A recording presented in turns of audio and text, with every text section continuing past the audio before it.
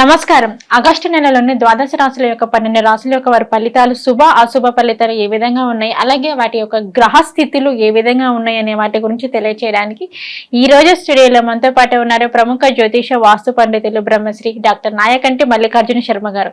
మరి గురువు గారితో మాట్లాడి ద్వాదశ రాశులను 12 రాశుల యొక్క గ్రహ స్థితులు ఏ విధంగా ఉన్నాయి, మరి శుభ అశుభ ఫలితాలు ఏ విధంగా ఉన్నాయి అనే వాటి గురించి అయితే తెలుసుకుందాం. నమస్కారం గురుగారు.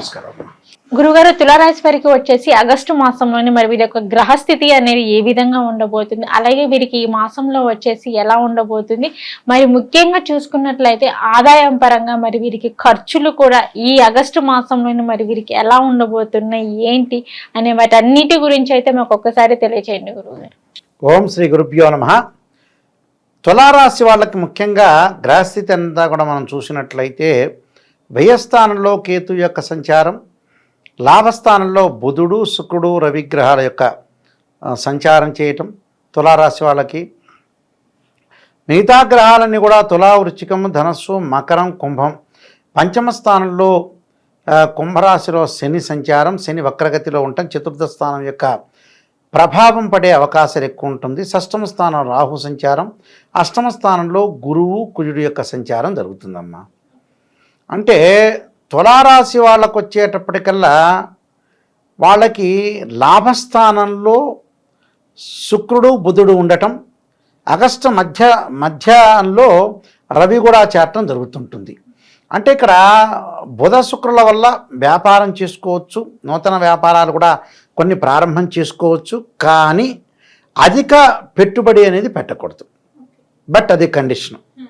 అలానే వివాహ శుభ కార్యక్రమాలు జరిగే అవకాశాలు ఎక్కువగా ఉండటం, అంటే శుభ కార్యక్రమాలు నిర్వహణ చేయటం, స్త్రీ పురుషులకు ఎవరైనా సరే మంచి సంబంధము, అలానే మంచి సంబంధంతో పాటు అబ్బాయి కానీ అమ్మాయి కానీ మంచి ప్రవర్తన కలిగిన వ్యక్తులు, అలానే సుసంపన్నమైన అంటే సంపన్నం గల కుటుంబంలోంచి అబ్బాయికి అమ్మాయి, అమ్మాయికి అబ్బాయి వచ్చే అవకాశాలు ఎక్కువగా ఉంటాయి. అంటే వివాహ శుభ కార్యక్రమాల్లో పాల్గొనే అవకాశాలు ఎక్కువగా ఉంటాయి. మీరు వృత్తిలో విజయం సాధించటం, దాంతోపాటు జాప్యము, కాలయాపన, అలానే కుటుంబంలో శుభ కార్యక్రమాలు, శుభం జరిగే అవకాశాలు ఎక్కువ ఉంటాయి. సంఘంలో గౌరవ మర్యాదలు, ఉద్యోగపరంగా ప్రమోషన్లు రావటం, అలానే వ్యాపార పరంగా గణనీయ లాభాలు జరిగే అవకాశాలు ఎక్కువ ఉండటం, కుటుంబంపై కొంత మానసికంగా ఒత్తిడి జరిగే అవకాశాలు కొన్ని ఉంటాయి. అంటే లాభంలో గ్రహాల వల్ల మంచి మేలు జరుగుతుంది. ఇక్కడ మనకి ఏదైతే పంచమ స్థానంలో శని యొక్క సంచారం చతుర్థ స్థానం మీద పడటం వల్ల తల్లి యొక్క ఆరోగ్యము, వాహనాలు దగ్గరికి వెళ్ళి కొనుగోలు చేయలేకపోవటం, వాహన ప్రమాదాలు జరిగే అవకాశాలు ఉంటాయి. షష్టమ స్థానం రాహు యొక్క ఫలితం వల్ల విదేశాలకు వెళ్ళటం, కంపెనీతులు కూడా విదేశాలకు వెళ్ళటం, ప్రణాళికాబద్ధంగా ముందుకు వెళ్ళటం, అనేక మార్గాల్లో ఆదాయం బాగా పెరిగే అవకాశాలు ఎక్కువ ఉంటాయి. అంటే 6వ స్థానం రాహు మంచి ఫలితాన్ని ఇస్తాడు. అంటే శత్రువులు దూరంగా ఉండటం, అనారోగ్య సమస్యలు తగ్గే అవకాశాలు ఎక్కువగా ఉండటం, అంటే ఇవన్నీ కూడా వాళ్ళకి జరుగుతాయి. కానీ డబ్బు పరంగా మటుకు పొదుపు పాటించడం మంచిది. అంటే అష్టమ స్థానంలో గురువు బాగలేకపోవటం వల్ల, అంటే ఎంతవరకు మనకి బ్రహ్మాండంగా డబ్బులు వస్తున్నా కూడా మితభాషిగా ఉండాలి, పొదుపు పాటించాలి. అంటే ఎక్కువగా మాట్లాడకూడదు, ఎక్కువగా కోపం తెచ్చుకోకూడదు, ఆవేశం తెచ్చుకోకూడదు. ఆవేశం అనేది అనర్థాలకు దారితీసే అవకాశాలు ఎక్కువగా ఉంటాయి. కాబట్టి ఆవేశం లేకుండా ఆచితూచి అడుగు వేసి ముందుకు వెళ్ళటం అనేది చాలా మంచిది. గురువు బాగలేకపోతే ఏంటంటే ధనం అనేది ట్రాన్సాక్షన్స్ చేయకూడదు. అంటే ఎవరిని నమ్మకూడదు. నమ్మి మనం డబ్బులు ఇచ్చామనుకోండి, అది గోడకేసిన సున్నం లాంటిది. వాడు తిరిగి డబ్బులు ఇచ్చే సిచ్యువేషన్లో ఉండడు అని అర్థం. అలాంటి విషయాల్లో కొంత అప్రమత్తంగా ఉండాలి. అలానే అధైర్యపడకూడదు, కఠిన నిర్ణయాలు తీసుకోవాలి. ఆ నిర్ణయం తీసుకునేటప్పుడు అందరితో సంప్రదించి ఆ నిర్ణయాలు తీసుకోవటం అనేది బెస్ట్గా ఉండే అవకాశం ఉంటుంది. అధైర్యపడకూడదు. అంటే ఇవన్నీ కూడా వాళ్ళ యొక్క ఫలితాలని అర్థం. అష్టమ స్థానంలో కుజుడి యొక్క ఫలితం వల్ల కూడా ప్రయాణాలు చేసేటప్పుడు గాయాలు, శరీరంలో రుగ్మతలు, దీర్ఘకాలిక వ్యాధులు ఉన్న వాళ్ళు కొద్దిగా జాగ్రత్త పడటం అనేది చాలా మంచిది. అలానే భూ సంబంధమైన వివాదాలు పరిష్కారం కాకపోవటం, కోర్టు సమస్యలు కూడా పెండింగ్లో ఉండటం, పెండింగ్లో ఉన్న ప్రాజెక్టులన్నీ కూడా అలానే పెండింగ్లో పడిపోవటం, గృహ నిర్మాణం చేయాలనుకున్న ప్రణాళిక అనుకున్నా కూడా కొంత లేట్ అయ్యే అవకాశాలు ఎక్కువగా ఉంటాయి. రైతులు కొంత జాగ్రత్తగా ఉండాలి.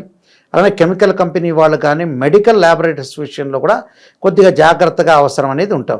అలానే బంధుమిత్రులతో ఆనందం ఉంటుంది, ధన కనక వస్తులాభం కలిగే అవకాశం ఉంటుంది, సుఖశాంతులు కూడా కలిగే అవకాశాలు ఎక్కువ ఉంటాయి. ఏమిటి వీళ్ళకి కారణం ఏంటంటే తులారాశి వాళ్ళకి ఏకాదశ స్థానంలో 10వ తారీఖు నుంచి కూడా వాళ్ళకంటే ఆగస్టు 1వ తారీఖు నుంచి బుధ శుక్రుల యొక్క కలయిక మంచిది.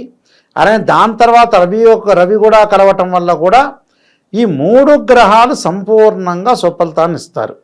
అలానే రాహు కూడా సంపూర్ణంగా సుఫలితాన్ని ఇవ్వటం వల్ల వాళ్ళకు మంచి పరిణామాలు జరిగే అవకాశాలు ఉంటాయి.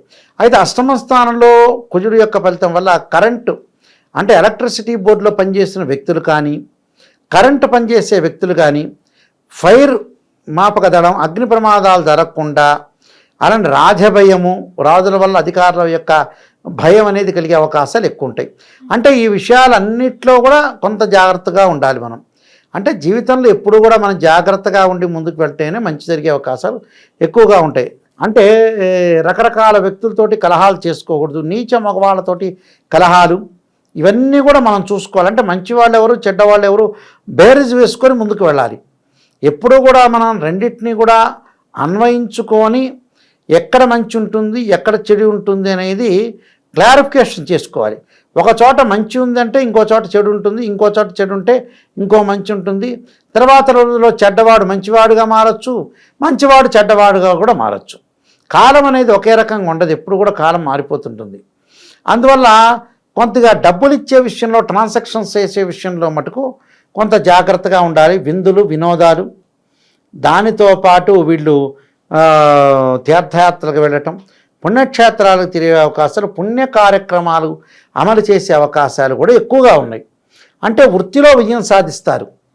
విద్యార్థుల మటుకు అతి కష్టం మీద ఏకాగ్రత సాధిస్తారు. అంటే చదువు పట్ల ఆసక్తి బాగా ఎక్కువ చూపించారు వాళ్ళు. అనవసరంగా ఆసక్తి చూపించుకోకుండా వేరే వ్యాపకాల మీద వెళ్ళటం వల్ల కూడా కొన్ని ఇబ్బందికరమైన పరిస్థితులు వచ్చే అవకాశాలు ఎక్కువ ఉంటాయి. అంటే అనవసరమైన ఇబ్బందులు లేకుండా ప్రతిదాన్ని కూడా వాళ్ళు పోటీతత్వంతో ముందుకు వెళ్ళాలి. అలానే చదువు మీద బాగా కాన్సన్ట్రేషన్ చేసి ముందుకు వెళ్తే మంచి ఆలోచన సరళి బాగా పెరిగే అవకాశాలు ఎక్కువగా ఉంటాయి. దానితో పాటు వీళ్ళకి స్త్రీలకి నూతన విధానాలు, నూతనంగా ఆలోచించేయటం, ప్రతి పనిలో కూడా అనుకూలంగా చూసుకునే అవకాశాలు ఎక్కువ ఉంటాయి. అంటే స్త్రీలు కూడా బలోపేతం అవ్వటం, వ్యాపార రంగాల్లో కానీ, ఉద్యోగ రంగాల్లో కానీ విశేషమైన కృషి చేసి ముందుకు వెళ్ళే అవకాశాలు బాగా ఎక్కువగా ఉంటాయి. కానీ కొన్ని పరిహారాలు చేసుకొని ముందుకెళ్ళటం అనేది మంచిది. అంటే 4 గ్రహాలు అనుకూలంగా ఉన్నాయి. రవి, బుధ, శుక్రగ్రహాలు, రాహుగ్రహం అనేది పరిపూర్ణంగా వీళ్ళకి అనుకూలంగా ఉండే అవకాశం అనేది ఖచ్చితంగా ఉంటుందమ్మా.